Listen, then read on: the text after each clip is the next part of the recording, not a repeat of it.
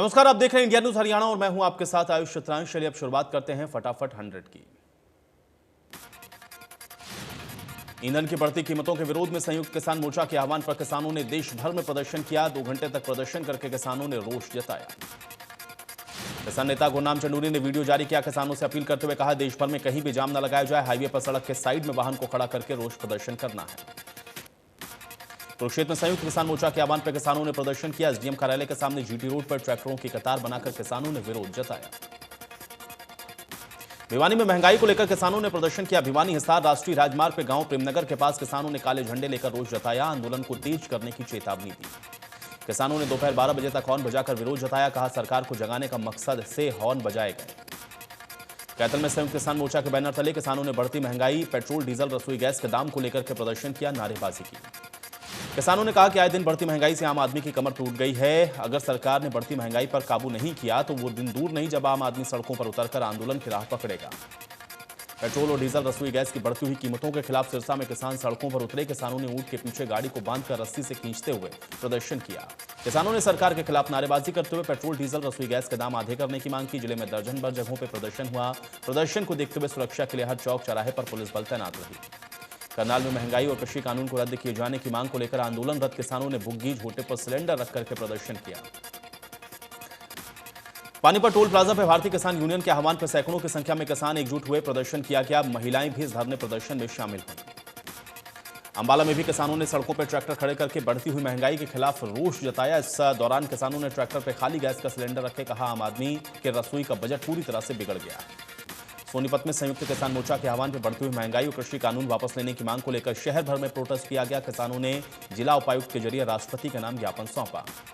महम में किसान और कम्युनिस्ट पार्टी के सदस्यों ने महम चौबीसी के चबूतरे पर इकट्ठा होकर लघु सचिवालय तक पैदल मार्च निकाला। सरकार के खिलाफ नारेबाजी की।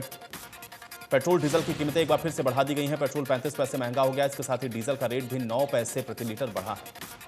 तेल की कीमतों में हुई इस बढ़ोतरी के साथ ही दिल्ली के घरेलू बाजार में पेट्रोल की कीमत बढ़कर 100 रुपये 56 पैसे प्रति लीटर हो गई है। डीजल भी 89 रुपये 62 पैसे प्रति लीटर पर पहुंच गया। हरियाणा में पेट्रोल और डीजल की कीमतों में फिर से उछाल देखने को मिला है। पेट्रोल 32 पैसे, डीजल 7 पैसे महंगा हुआ है। प्रदेश में पेट्रोल का रेट 97 रुपये 81 पैसे पर पहुंच गया। प्रधानमंत्री नरेंद्र मोदी ने दूसरे कार्यकाल का पहला कैबिनेट विस्तार किया। मंत्रिमंडल विस्तार का कार्यक्रम राष्ट्रपति भवन में आयोजित हुआ। इस दौरान 43 मंत्रियों को शपथ दिलाई गई।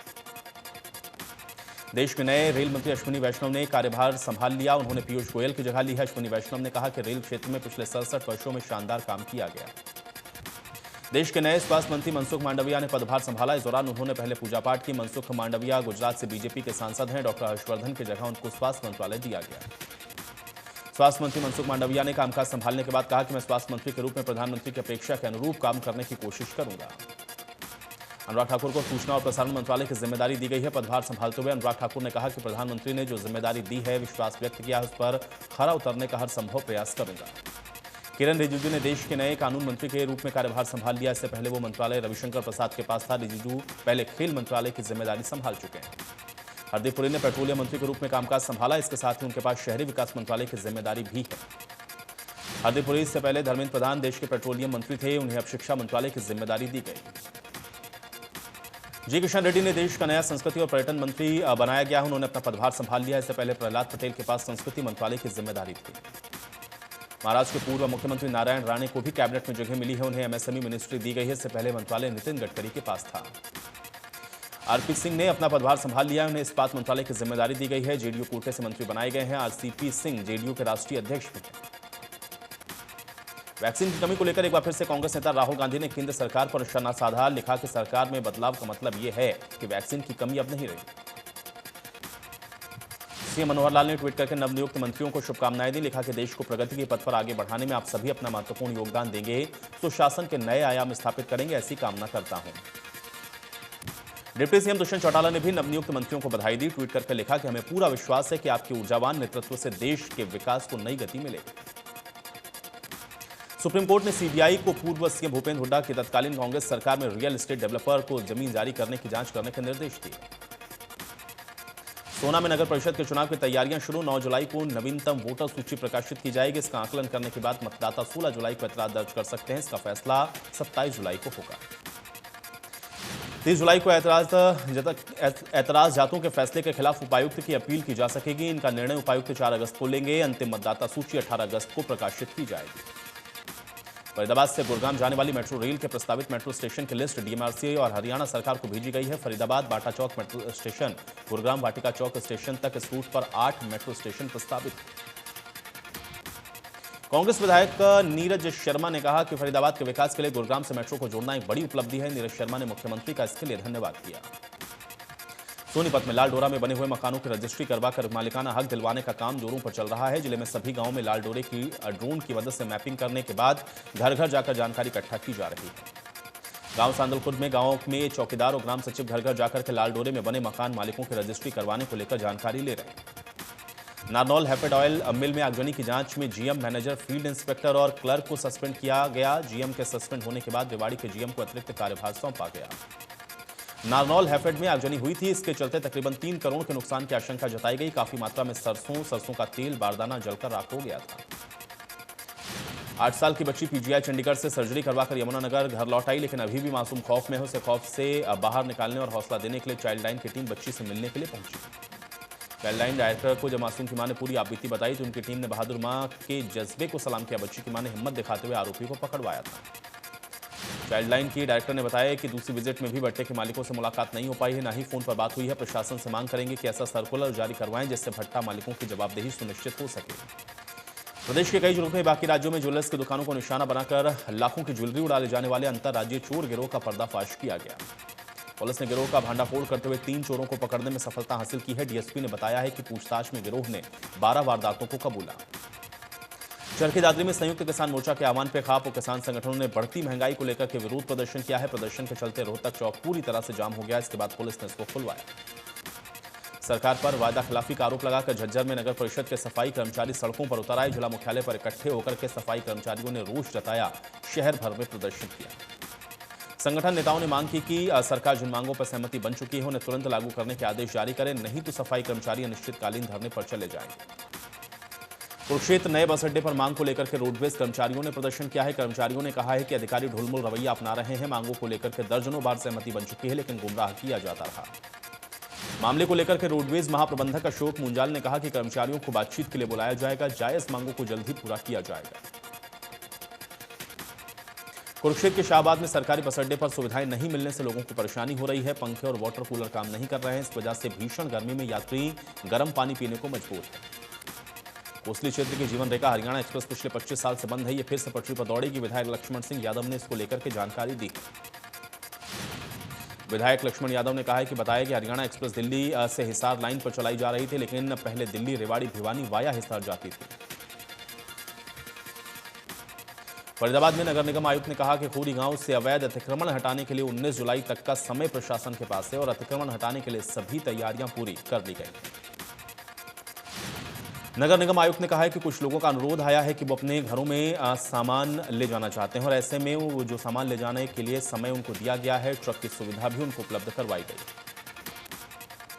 गुरुग्राम के नामी निजी स्कूल टीचर को ऑनलाइन क्लास के दौरान बीजेपी सरकार के खिलाफ बच्चों से बयानबाजी करवाना महंगा पड़ गया है। टीचर ने बच्चों को कहा कि बीजेपी देश को बर्बाद करने में लगी।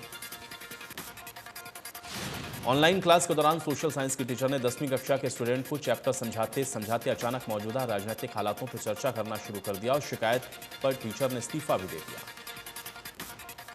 हरियाणा में कई तरह के टैक्स लगने के कारण प्लाईवुड उद्योग पर संकट के बादल छा गए हैं। यमुनानगर में 1000 के लगभग प्लाईवुड उद्योग हैं, जहां पर 3 लाख से ज्यादा मजदूर काम करते हैं।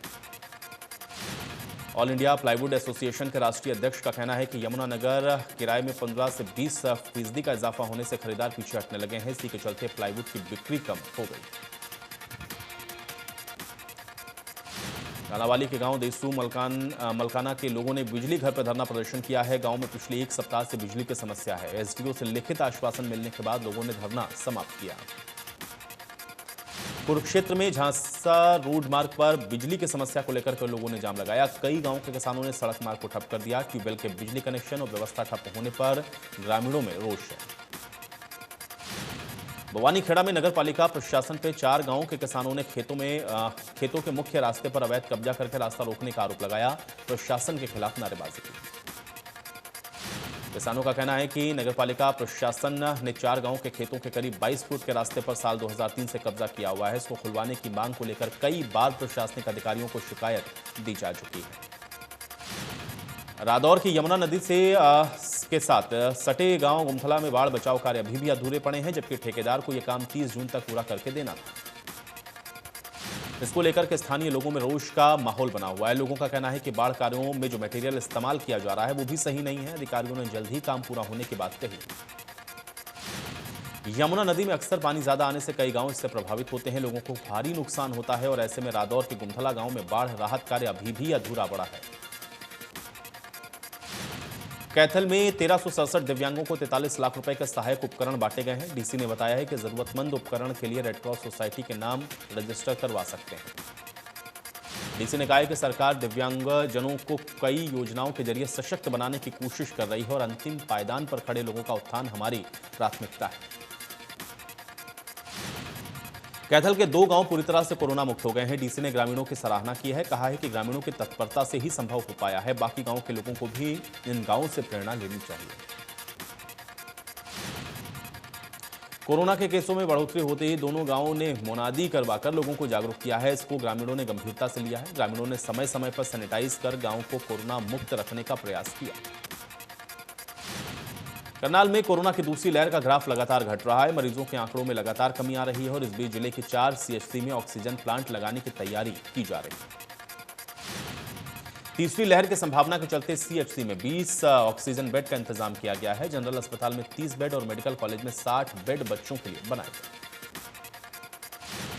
भिवानी में वैक्सीन की कमी के चलते लोग परेशान हैं। इसके चलते वैक्सीनेशन सेंटर के बाहर लोगों की नाराजगी देखी गई है। इसमें खासकर बुजुर्ग महिलाओं ने गर्मी को लेकर के नाराजगी जताई।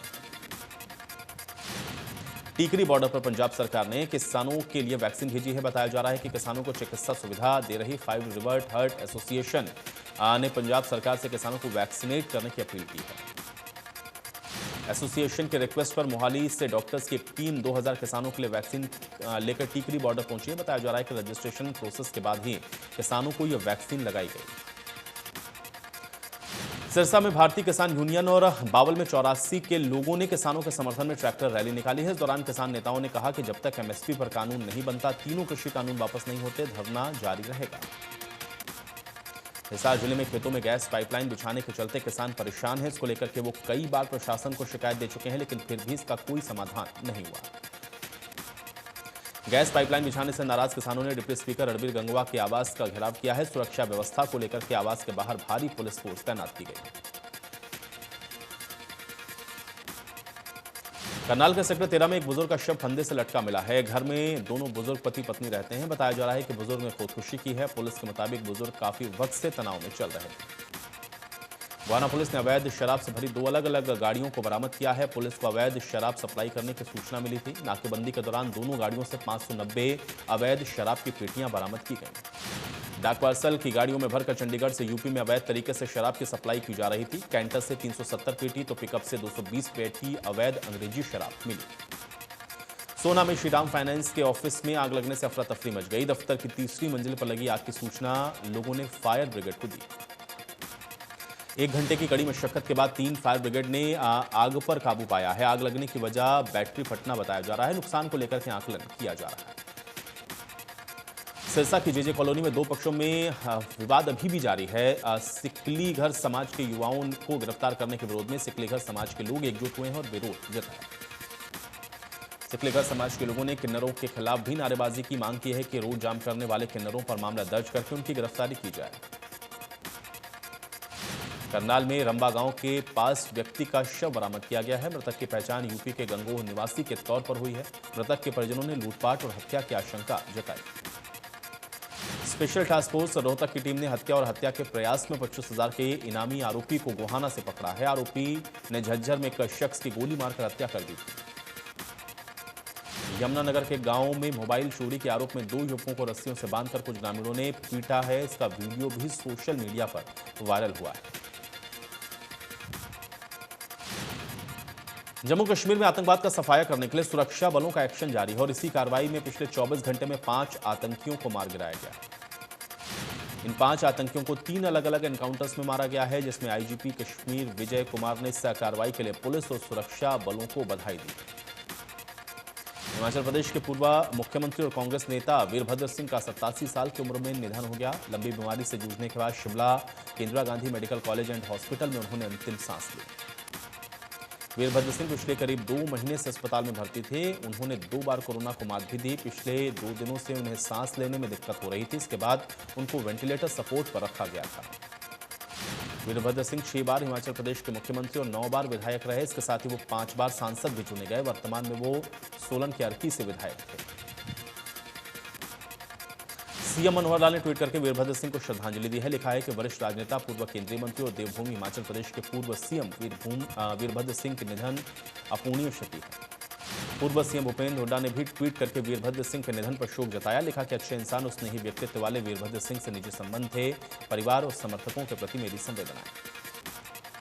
कांग्रेस प्रदेश अध्यक्ष कुमारी सैलजा ने भी ट्वीट करके वीरभद्र सिंह को श्रद्धांजलि दी है। लिखा है कि उन्होंने अपना पूरा जीवन जनता और कांग्रेस की सेवा में लगाया। जनहित में किए गए उनके काम हमेशा हमें प्रेरित करते रहेंगे।